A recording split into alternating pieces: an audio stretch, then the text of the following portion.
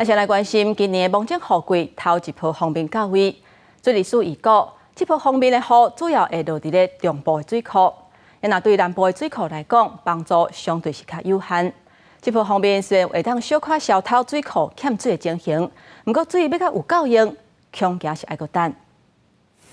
梅雨季第一道方面开始影响台湾，气象局今仔日针对中华以北一个高屏台东的山区发大雨特报。水利署统计，自初六到初七晚暗5点，从降雨效益1064万吨的水量，对于农业灌溉需求的中部地区来讲，是正及时的帮助。像现在就是目前中部地区整个雨势上是比较偏大的状况哦。然后南部地区的话，可能就是要到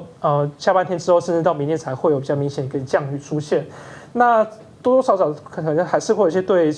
水库是有些进账的一个情形。中部的立华潭水库、德基水库、利鱼潭水库水拢有入效。水利署也把握机会，伫昨进行无人机监护作业，并且下药剂向天公伯加拖一寡雨。后续我们将依气象局的相关预报，来滚动检讨施作人工增雨作业，来为水库增加多一点的一个降雨量。今仔日透早5点，1点钟内累积雨量的前3名拢伫咧台中市，雨一阵一阵落伫咧集水区，水库的水位有小可上升，不过对欠水的南部来讲无啥够，爱搁加落一寡。南部这个地方在过去的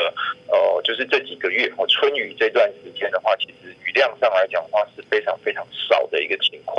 那即使这一波有机会带来可能几十毫米的这个降雨量但是还是不太足够就是整个降雨的情况看起来还是差非常的远。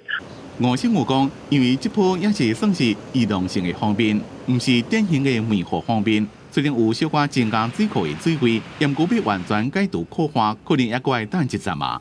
记者综合报道。